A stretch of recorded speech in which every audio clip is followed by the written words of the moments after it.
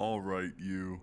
I've never done this before, but I'm fucking pissed as hell about life and feel I should share this story with you. I find it odd that it's taken 10 years and none of the fucking friends I knew in middle school would have posted this story. But I just became single and feel like taking it out on people who made life a living hell once upon a time and were given great justice.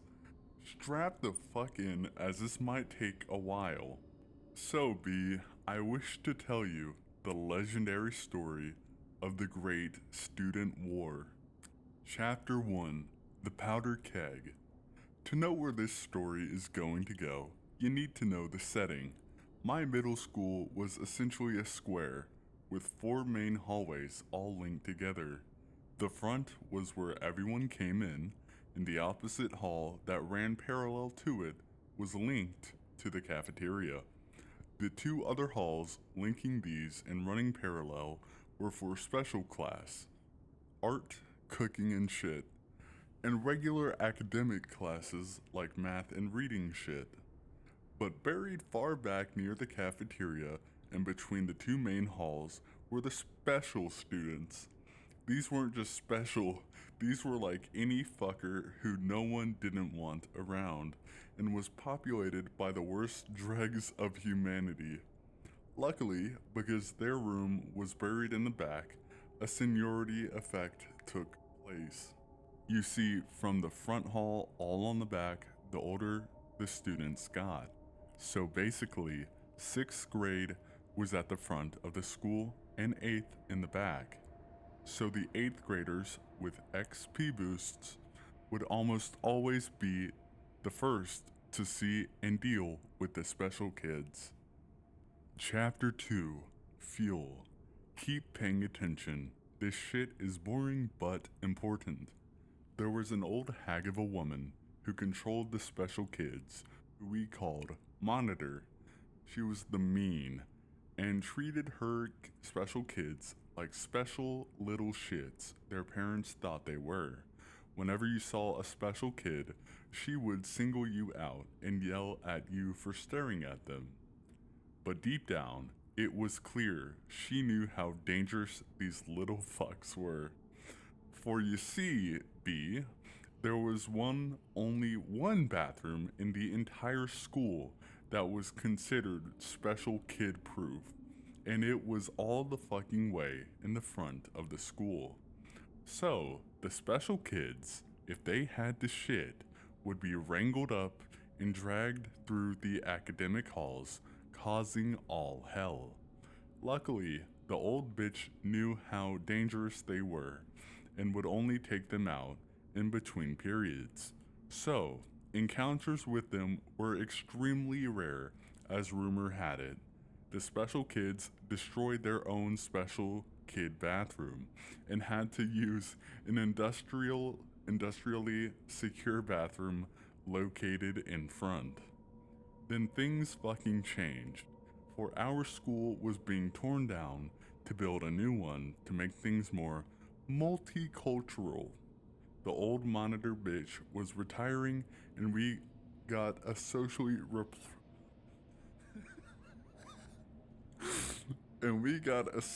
repressed liberal to replace her, who was going to be assisted by all teachers and staff who accept the special kids as equal.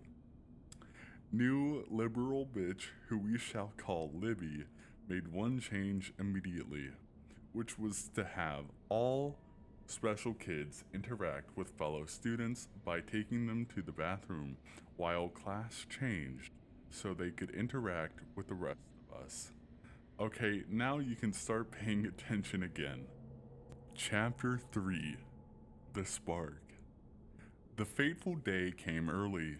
While everyone changed classes, the special ones were unleashed to make the long, hard walk from their den of specialness to the secure bathroom in the 6th grade area.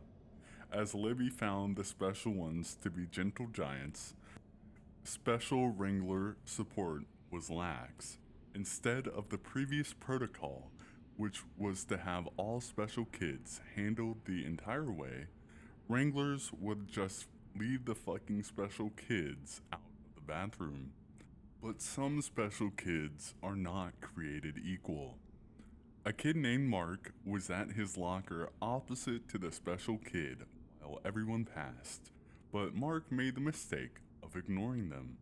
One kid with Down syndrome just stood there, staring at Mark as he desperately tried to ignore the horrors lurking behind him. And then, the Down syndrome kid took a small squat and his face grew red as he dropped a log onto the floor below him. As special kids are to do, the Down syndrome kid picked up said turd of mysteries and crossed the forbidden line to Mark and began smearing the shit all over Mark's backpack.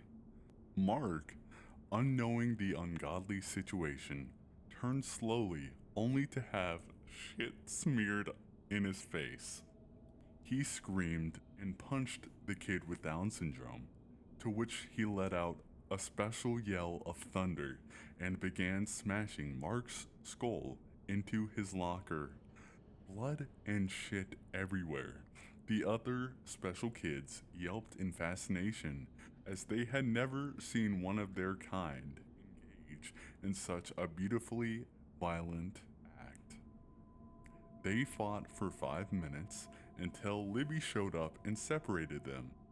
It was only then we got to see the damage as Mark's face was covered in shit and the other kids in blood. Libby claimed that Mark initiated the fight and that the staff had to seriously protect the special kids from the dangers of the rest of the school. Mark was suspended and had to take antibiotics for the poisonous shit. The special kid lost a tooth. But this was not the end. Something horrible changed in the special ones. Chapter 4, Rising. In the chapter on setting, I mentioned that the school was being torn down and rebuilt. The strategy was to rebuild over useless football stadium, transfer everyone there, tear down old school, then build new stadium over that. Now, a few more details that are kind of necessary. This all happened in the South, where fears of being fucking too conservative mattered more than practicality, which meant apart from stupid shit like Libby, the school was more than happy to make the worst fucking decisions in favor of political correctness. So, and this is the important bit, Hispanics, black people, and Asians were given no shit for their culture. The only opt you had, if you were white, was to claim depression over your heritage. So people and their activities were largely ignored. Certain people sold drugs in the bathroom, others had sex, some people would get high, others would operate shit loan sharking on homework. Basically, all the racial stability of the school hinged on the activities in the bathrooms. This is where the war goes from a special kid smearing shit onto someone's face to it becoming an all out war of everyone against the special kids. For you see, as the new school was slowly built, classrooms would be open for students to use, while parts of the old school would be destroyed. And the first students to get to use of this new school were the special kids. At first, this was great. Fuck them. Let them have the new shit and leave us alone. Libby demanded that the special kids get it first. Then, an announcement one day, no more bathrooms. For you see, B, in the minds of these special kids, they had realized that they, as primitive beasts, must make a mark for all to see to make claims on the things they believe is theirs, like pissing on a tree or nutting in a woman to make claims. Wow, that's fucking insane. The special kids elected to rip an entire fucking sink out of a wall in the new school. Chapter 5. Storming the Gates. The principal threw a fit and demanded a halt to all bathroom activities without supervision. The entire underworld economy ground to a fucking halt. No one in their right mind would compromise such a lucrative out except for the special kids.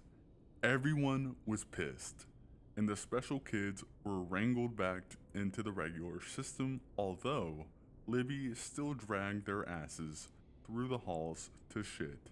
Everyone learned to hate them. All the races and creeds set aside their differences to do everything in their power to ruin these special kids. Kids with Down syndrome had glasses stolen, others had shit thrown at them, and everyone would walk by the special kids and would shout, "Herder!" at them, obviously pissing them off. But in the rabble of a shitty middle school, they couldn't do anything. Special kid wranglers couldn't do shit because everyone covered everyone else. It was a good way of getting back at them for fucking up everything. Chapter 6. War Changes. One day, during the cold, dry winter days, the war changed. Heroes emerged from the special students to rally and stop us. These were known as the Black Turds. They got this name from the pure black of the shit they produced from eating nothing but crackers and carrots. Four of the most horrible looking kids you've ever seen, who secretly carry shit among their fellow special kids and quietly toss into a crowd of students like a hand grenade. Obviously, Libby wasn't going to stop taking the special kids to the bathroom just for that and blame the shit show on us harassing them. The principal changed the rules back to the monitor's way of doing things so they had less contact. So peace broke out. The Black Turds' operations involved leaving shit in water fountains and on door handles. After a while, no one opened them. During lunch, students threw things at the special kids and still did the hers, but to little effect. Soon, the janitorial staff caught on and code oranges, which was the signal for a shit in the hallway, became a norm. We were, for a little while, able to contain the Black Turds by working janitors to sanitize their messes, but it only lasted for so long. Chapter 7. The Chosen One. Jeffries was a dangerous, short kid with Down syndrome you wouldn't think anything of. It was rumored he wasn't really a kid with Down syndrome, but a high functioning autistic kid that was just bounced around from school to school for various reasons. When he showed up, he took control of the Black Turds in secret, but he earned their trust another way. During lunch, Jeffries was able to escape his wranglers and wander the halls. New to this foregone realm, he encountered strange humanoid creatures of a female variety. To a special kid, these creatures heard him, and Jeffries had to assume dominance over their lives. He returned to the Wranglers victorious by ripping out hard and a shirt from a girl. Libby, of course, did jack shit and claimed the girl he victimized for harassing him while he explored. But in reality, he had become the Alpha Special Kid, commander of the Black Turds. He slowly managed to earn the Wranglers and Libby's trust by volunteering to lead his Black Turds to special kid proof bathrooms without assistance.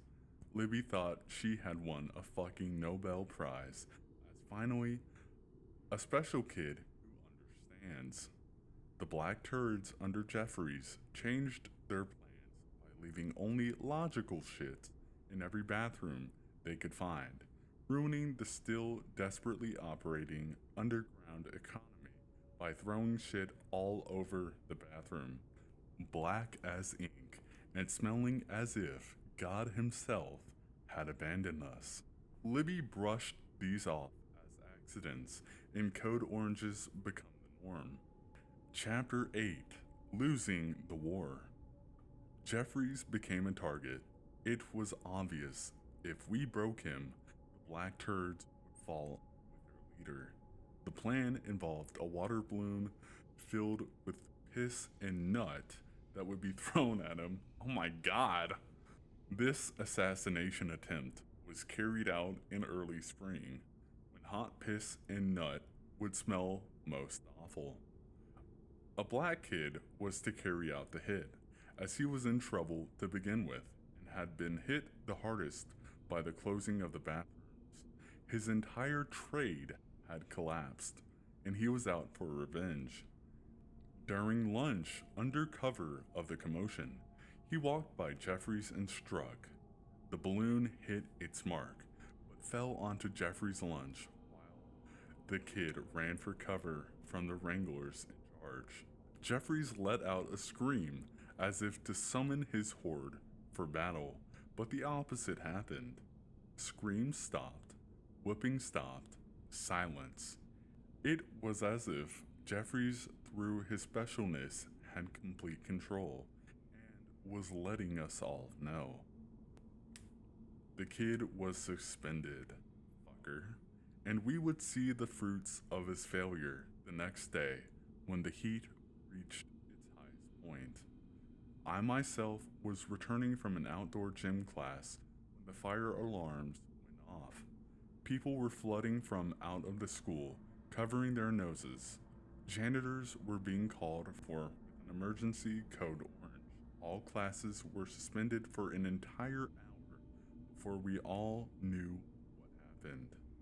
Jeffries and his black turd team had done their worst. Chapter 9, Aftermath. The lockers at my school had little slits on them. I don't know why, but these small slits were Jeffrey's target. He and his black turd team had shoved shit into every locker they could find. Liquid shit was sprayed into lower lockers, and when they ran out, they ran up and down the main academic hall, covering locker faces with whatever shit they had left. The entire 7th grade hallway was sealed temporarily as the lockers had to be disinfected. But this wasn't the end.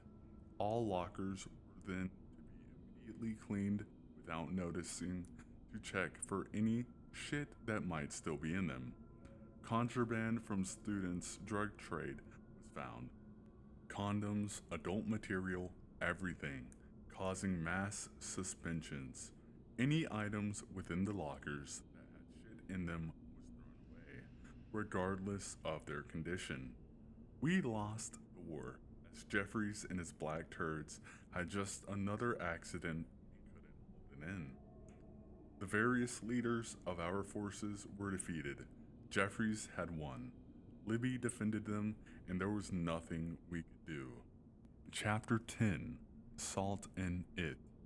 We had lost. Everyone had been forced to accept the special kids' control as law. Jeffries was a mad king. But then that day came. One day it began to rain. I was in gym with the special kids. Gym was specially segregated by class, there being 4 classes, 1 for each grade, and 1 for the special kids. Usually separated, but not today, for it was raining. We were all trapped inside. What better game to play in gym than a 4-class wide game of dodgeball? Let me introduce Ignacio. Ignacio was a quiet Hispanic kid who had not engaged in any anti-special kid activities, but had been personally victimized. All his hard-done schoolwork was thrown away when his locker was filled with shit. Just another casualty of the great special kid war. But today was his day, and he took opposite side to Jeffries. During the game, Jeffries was bounding around like the guy he was, as he expected no one would dare harm him, knowing full well the revenge would unleash. Ignacio did not have anything to lose here. Chapter 11: Hard Target. It was in this moment of the chaos of a school-wide dodgeball that Ignacio had found his target. The rage of nearly failing some of his classes and knowing that his possessions had been covered in shit had brought him and Jeffries here. He acquired a ball and homed in. Jeffries was jumping around on one leg, oblivious. Ignacio threw his ball with the fury of an angry Thor. It flew with such grace and speed that it ignited the very oxygen it passed. It caught Jeffries in the off leg while he was jumping, knocking him off balance and sending him face first into the cold wood floor of the gym. It was in this moment that he slowly began to raise his head to sound the special kid alarm for screeches in pain. But within the space of this time of going down and rising, Ignacio acquired another ball and let this fly. With the force of a railgun, it flew. The time was perfect, as Jeffries was only a second away from releasing a scream of pain that the ball smashed into his face, shattering his glasses and sending him face first back into hell. Chapter 12: Sunrise. Some who had witnessed the event stood in shock and awe, while the less observant continued the game. It was as if all the good in the world had finally returned, and then a pool of blood formed under Jeffrey's mangled body. The game immediately stopped. The gym teachers and wranglers had been off their game today, too content knowing things were to set themselves correctly. The Black Turd team, which had ruined everything we held dear, were in awe at their fallen leader. Finally, a wrangler noticed that the balls had stopped flying, and there was Jeffries. He immediately ran to his aid, shooing everyone away. Paramedics were called, the rain stopped, and Jeffries was taken away. A gleam of sunshine fell upon that magnificent chariot of an ambulance as it took away the shattered remains of one so horrible. Final chapter: Decimation. Jeffries had a broken nose. That's fucking it. But his mommy ordered an investigation of the school, and wouldn't you know it, some shit flew. Jeffries was removed, as he was considered too dangerous for normal humans, and the Black Turds could no longer hold together without their leader. Police found and dismissed various assault charges, vandalism, etc., but did find an odd security tape hidden with Libby. For you see, in the paranoia of the school, a series of cameras were installed which showed that the special kids were responsible for tearing out the sink in the new school. Libby had hidden this evidence and was fired. Bitch. The old school was torn down. All students moved to the new one, except the special kids. They were placed in special quarantine outside school in what was basically amounted to a shed near the football field. Their bathroom became a series of leftover outhouses from the workers, and not a single person ratted Ignacio out. He shall go on, a legend in my heart. Hope you enjoyed, B.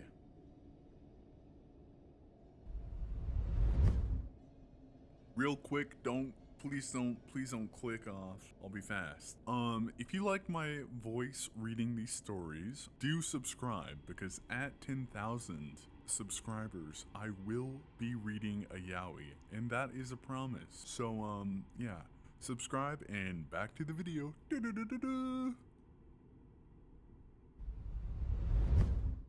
I think I fucked a skinwalker. I was out camping last weekend, and I set some snare traps to catch like raccoons and shit and keep them away from my sight. I went around a few times a day, checking them and releasing the animals. I don't want to hurt them, I just don't want them up in my shit. Last night was my last night out, and in checking my traps, I found I'd caught a deer.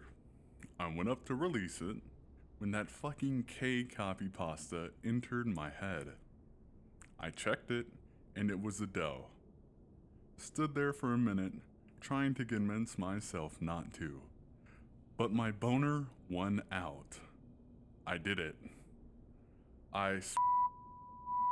Moved it up against a tree and it in it. It felt good, but I felt dirty, and I ended up feeling as horrible as I probably deserved to. Deer made grunts, wheezes, and what I think were happy deer noises, though. Afterwards, I cut the deer loose, but instead of just bolting, it just turned around and looked at me, stared at me for a few seconds, then screamed on me, not like a deer scream, not like any scream I've ever heard before. Fucking, I don't know. I freaked out, pulled out my knife. The deer looked at it, then ran off. It jumped over a bush, but I shit you not, it landed on its hind legs and kept going on just the two. Not like a bouncing deer run. It just landed with the back up and took off. I freaked out and packed my shit up to leave. Kept hearing weird rustling in the trees that I hadn't heard the entire 3 nights I'd been there. Heard that scream the deer made 2 more times, and it was faint. I don't know if I imagined it, but I smelled the whole rotting meat thing. Just whiffs. I got in my car and left. Got home and just freaked out all night. Checked my dick, no blood or anything else weird. Am I fucked? Are skinwalkers even real, or was this something else? What happens if you fuck a skinwalker? Why did I do this to myself?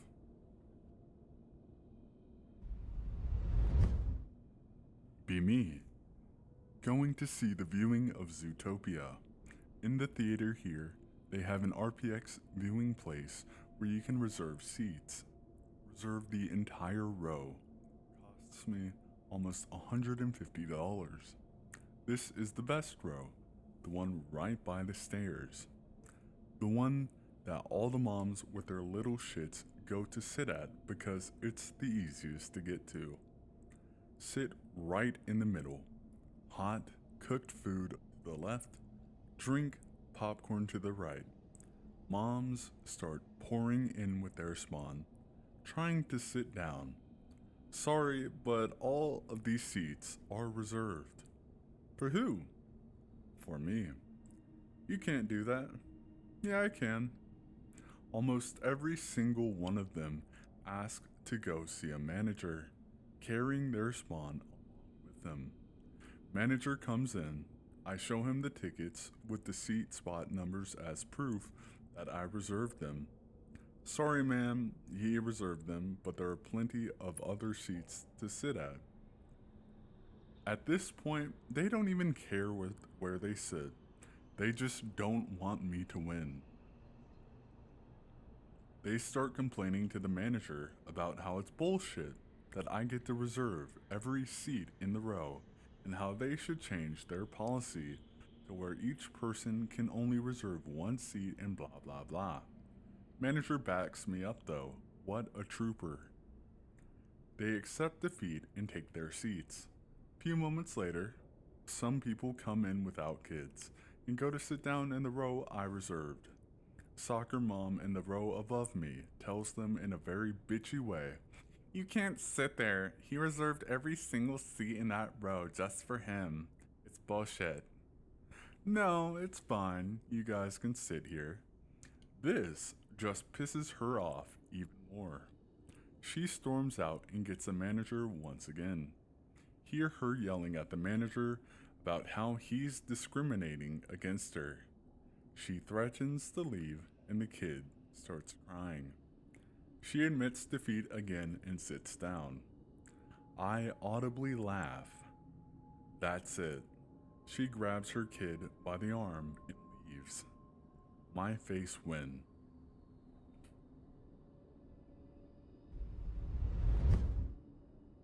Be me.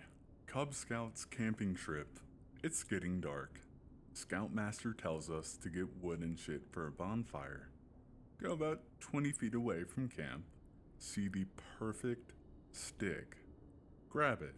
It's a rattlesnake tail. Too stupid to run away. Bring it over my head and swing it in circles. The snake can't come back and bite me. Shout for help. Everyone comes. Sees me using a snake like a lasso. Kids laughing, adults shitting pants. Tells me to hit the snake against a tree as hard as I can. Hope it breaks its neck. Whip its head at Mach speed into the biggest tree I could find. Head explodes. Adults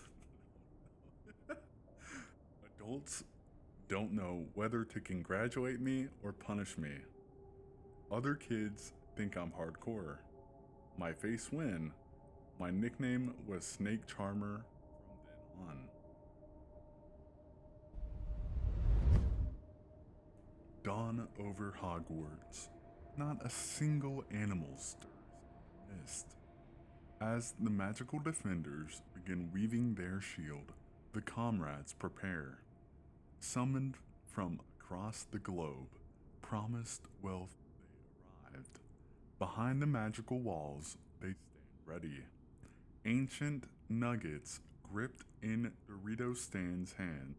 Tactical ARs are held close to massive guts.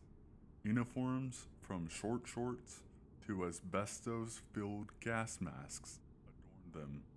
Suddenly, they appear. Over the hills come mask clad figures in black cloaks. The forms of giants and werewolves can be seen in their midst, though some of the werewolves are oddly plush and brightly colored. Among them are all other commandos. Similarly armed and outfitted to the defenders, they begin to fire at the shield. Death Eaters join them to little effect. After what seems like hours, the pale form of Voldemort emerges. With the wave of his wand, the impenetrable shield falls. As he moves to address his minions, a single voice cries out, "Fucking finally!" Voldemort's head explodes as a 7.62 by 54mm bullet carves its way through his noseless face. Out of the stunned silence, the same voice screams, "Eat real fucking NATO, snake boy!" Pandemonium ensues. Explosives planted in the Hogwarts towers detonate, raining debris onto the magical defenders. Gunmen turn on their allies, mowing them down in cold blood. A couple of Polacks can be seen chasing a goblin, and some house elves screaming about Jew magic. Dozens of furries dogpile the werewolves. Legs full of silver bullets, the beasts can only howl as they are dragged into the forest. 20 or so Death Eaters somehow manage to regroup. Their killing spells form a ring of dead as their combined shields block the bullets from all sides. A noise causes one to glance up just in time for a 308 to punch through his mask. The rest are gunned down by a handful of men in short shorts hanging from a helicopter and screaming about the liberation of Rhodesia. Back in the castle, an overweight, trench-coated commando locks his katana with Neville Longbottom's blade. Behind them, Ivan screams Russian profanity at a group of wizards as he mows them down. His curses cause all the butterbeer in the area to transmute vodka. A group of witches motions to a woman to come with them to shelter. She follows the girls, then out the Glock she had been using as a butt plug. The Glocknade goes off, turning the witches and trap into mulch. Harry Potter, having seen an action movie or two, grabs a fallen AR to try and defend himself. Ron does the same and immediately blows both their heads off because he's a clumsy fuck. Finally, the shooting slows, hundreds dead on all sides. Only commandos still stand, moving from body to body, putting bullets in some, marking others for later. One finds Malfoy still alive. The effeminate cunt is put to work on the spot. A pile of trip people lines one wall. Everyone agrees they were definitely killed by magic that caused holes in the back of the head. The furries return from the forest, now oddly resistant to the occasional shot sent their way. Write and draw people work together to immediately document this glorious occasion. The now vodka is broken out and toasts to victory, and the dead ring late into the night. During that drunken celebration, a man with an FAL speaks up. So, when will Rhodesia be liberated next? 500 tickets to Zimbabwe, purchased for the next day. On a side note, did I really just say 762 by 54 NATO? Fuck me.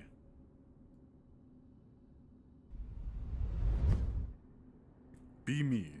Be in college. Taking linguistics class for minor. Super easy A. Blowing through the class. Absolutely smoking hot girl next to me cannot stress how well this dresses every single day. Blood red nails, lipstick, pencil skirts to class.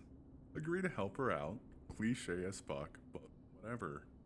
First test, she's got her B, figure we're done, but she asks me to take out to a steakhouse as a thank you. Food, drinks, talking, she's acting shy, but somehow I ended up giving her a drive back to her place, and she tells me to come up, etc.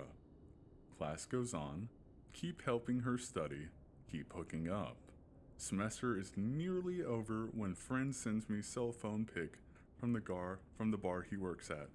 She's all over some other guy.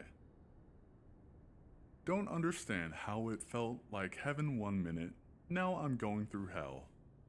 We're supposed to meet up that week for studying at her place. Big project, hard final. Show up at her place, unpack books, and end up showing her the pic, saying it's over, we can both fucking fail for all I care. She fucking loses it, starts screaming that I'm going to fail too, and I'm acting like a child. Explain I did nothing wrong, I played my part, she's the one playing games. Middle of the argument, she just walks off into her bedroom. I start to pack up my shit and she comes back, out with a goddamn pistol. Now I'm screaming, asking her what her fucking problem is. She doesn't say a word, just points the pistol at me. I can see the fucking bullet down the barrel. Realize in that moment, I am well and truly fucked. It's a loaded gun, there's nowhere to run, no one can save me, the damage is done. Anyway, that's how I got shot through the heart.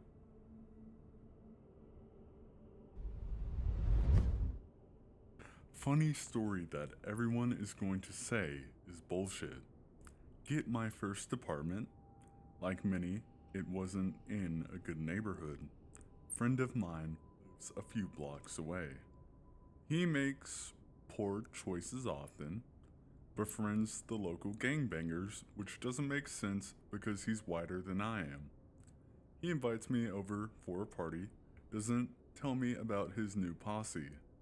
My face when I walk in. Only had a 380 in my pocket. Death grip that motherfucker. We eat grilled food, watch boxing, and I try to look for an excuse to leave. One cholo is bragging to some black guy, saying how tough he is for getting into X number of gunfights. Pulls a Beretta 92 out of his pants. My face when, again, everyone grabs at their crotch while me and my friend try to defuse the situation. Cholo is muzzle sweeping everyone.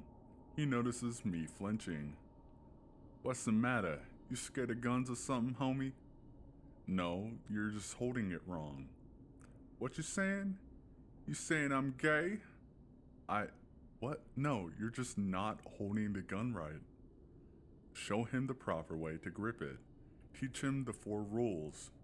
Disassemble it. It hasn't been cleaned in forever. Everyone is watching me intently. I forget what is happening and just happy we have a common interest. Suddenly, 3 to 4 more of them bring out their guns and ask me to show them things about them. Hey man, I got this 35 but the bullets don't work. That's 45 long Colt. You want ACP. Hey man, how come it don't shoot after I drop the clip? It's called a magazine disconnect. Leave on good terms with everyone. Walk home happy. My face when it hits me, I just taught a bunch of gangbangers how to be better gangbangers. Also find out why they befriended my friend. White boy insurance. Nobody bothers us if we got a white friend. I don't go to parties anymore.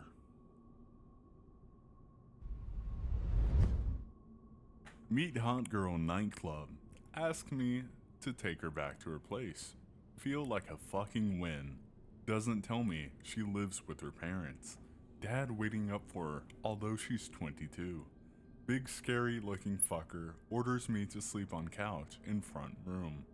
Girl and dad go to bed, leaving me on couch. I am disappointed. Suddenly, feel a shit coming. Don't know where bathroom is.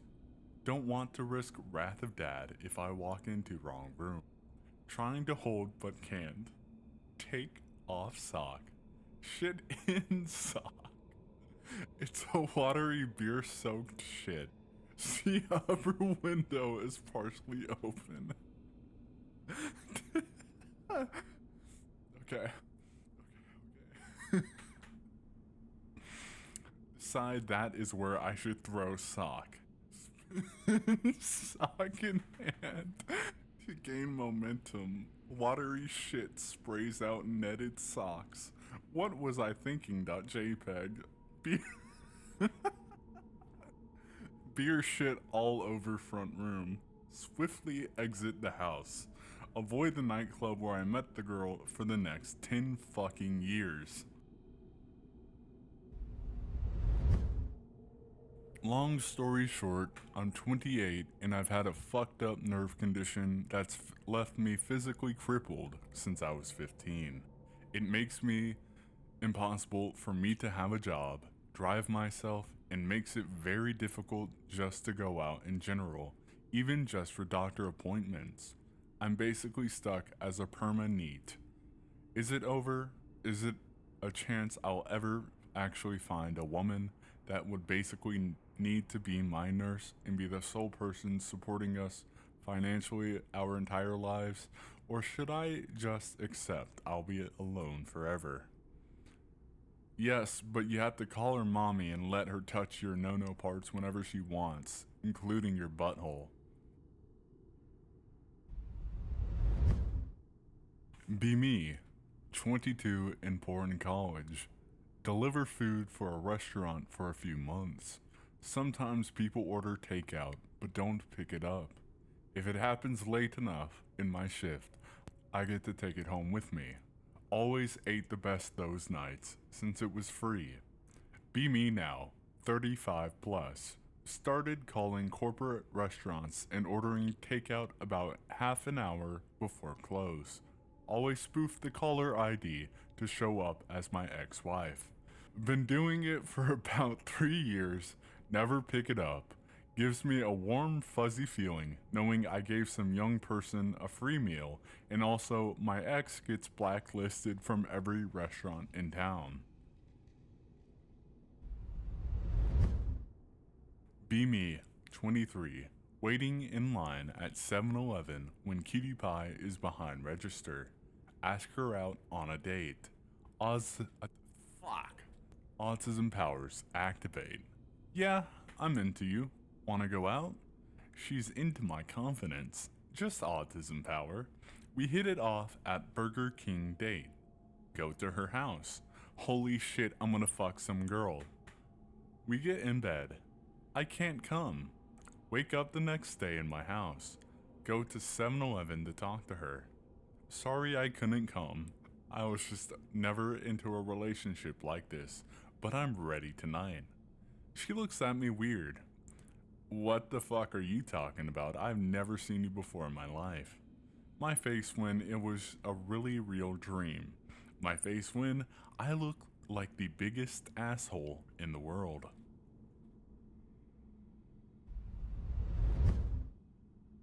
Harry Potter, did you put the GTA leaks into the goblet of the internet?